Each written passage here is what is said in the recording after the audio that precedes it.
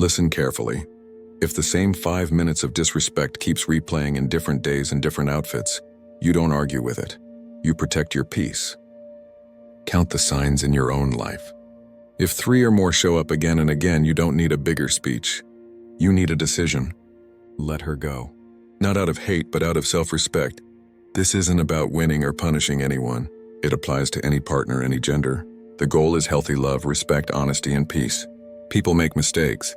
Stress makes us clumsy, but patterns tell the truth. Patterns are who we are when we're not trying. When the pattern is confusion, secrecy, contempt, or control, love becomes a negotiation you can't win because the price keeps going up. Here's why you've stayed longer than you wanted. Your brain is wired to chase maybe. Hot one week, cold the next, those random good days act like a slot machine. You keep pulling the lever because sometimes it pays out. That's intermittent reinforcement. Then sunk cost whispers, you've invested too much to leave, even as you pour more time and energy into the same hole. And scarcity fear leans in. What if this is the best I'll get? But you don't find better while you're busy managing chaos. Your nervous system knows you're tired. Your mind keeps bargaining. Tonight we stop bargaining.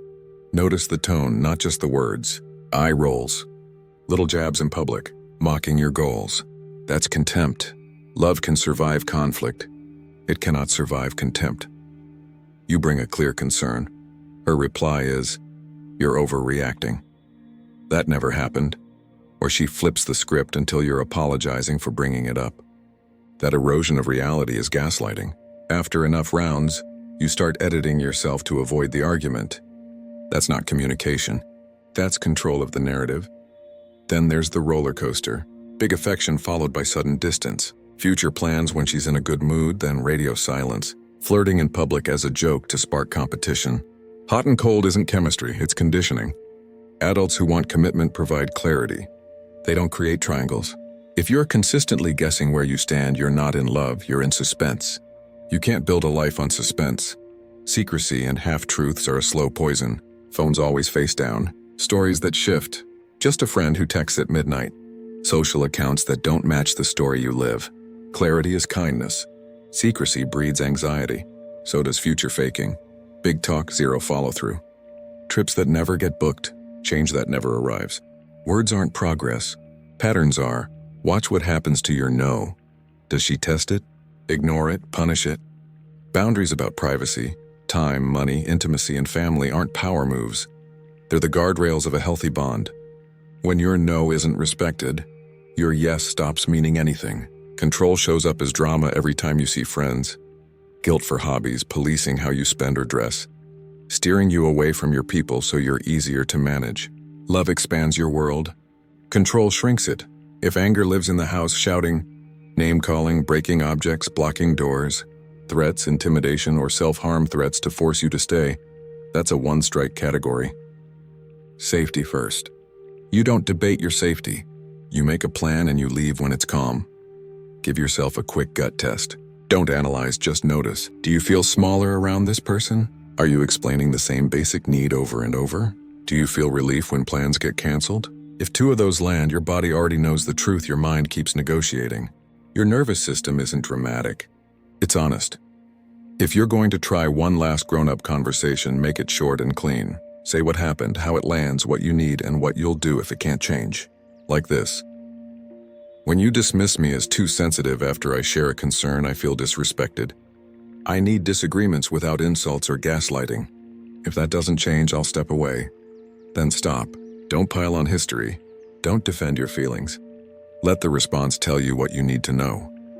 Curiosity and ownership are green lights. Contempt, stonewalling, or rage are red. A boundary isn't a lecture. It's a decision about your own behavior. If you go through my phone again, I'll end the relationship.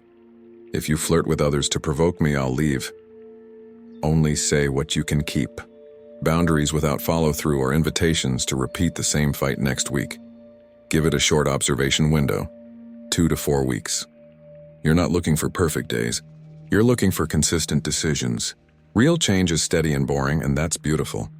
Watch for these signals: calm first responses, a plan you didn't write for her, consistency that survives bad moods and busy weeks, and change that holds when nobody is watching. If you get a honeymoon week followed by the same old snapback, you've got your answer. You're not rebuilding. You're recycling. If it's time to go, leave cleanly. Clarity is kinder than a long goodbye. Say, I've communicated my needs clearly. The pattern hasn't changed. This isn't healthy for me, so I'm ending it. I wish you well. That's it. No 3-hour debrief. No final coffee for closure. Closure doesn't come from a sentence someone else says. It comes from a standard you keep. Protect your safety and your logistics. Leave when it's calm, not during a blow-up. Tell one trusted person in advance. Take essentials. ID, bank cards, keys, medications, important files. Separate finances, change passwords, remove shared devices from your accounts. If there have been threats, document incidents. Your safety plan matters more than anyone's opinion of your decision. Go no contact for long enough to reset your nervous system. 30 to 90 days is common. Not to punish, to heal. Block if needed. Mute, unfollow, and stop checking. Don't post to provoke. Don't read the comments that only exist to pull you back into the loop. Starve the variable reward cycle and you'll feel the craving fade. Your brain needs boredom after chaos. Let it be quiet. Use the space you just created to rebuild. Move your body every day, walk, lift, sweat. Eat real food, drink water, sleep like it's medicine. Journal the truth you ignored so you don't repeat it. Call the friend you ghosted when the drama got loud. Spend time with people who speak to you with respect. If you can, talk to a counselor and map the patterns that hooked you. Rescuing, people-pleasing, fear of being alone. The urge to fix what didn't ask to be fixed. You can't out-charm a pattern. You outgrow it. Write a short list of green flags you will choose next time. Kindness under stress. Accountability without excuses. Honesty that feels steady, not dramatic. Consistency in plans and replies. Shared values about money, family, time, and intimacy. Curiosity when triggered. Help me understand instead of punishment. If you don't write it down, chemistry will write it for you, and chemistry loves chaos. Read the list before you date.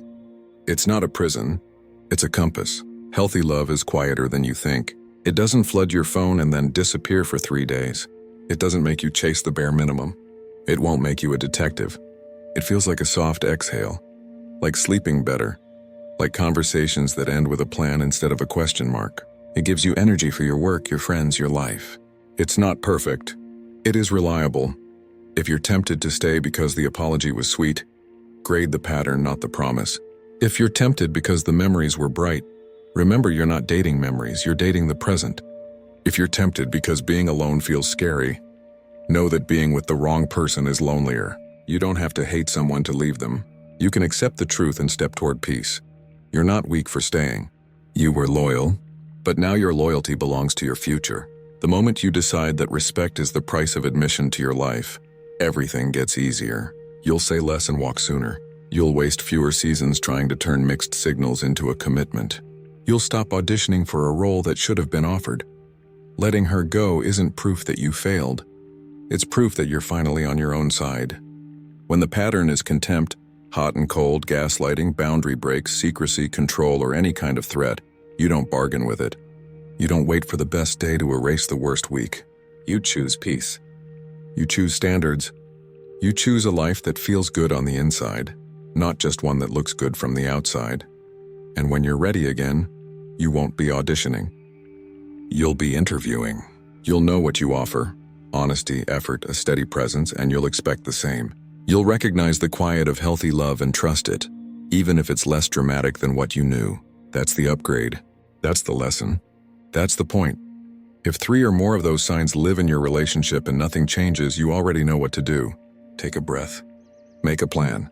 Say your line. Then keep walking. Peace is not boring. Peace is where the rest of your life gets built.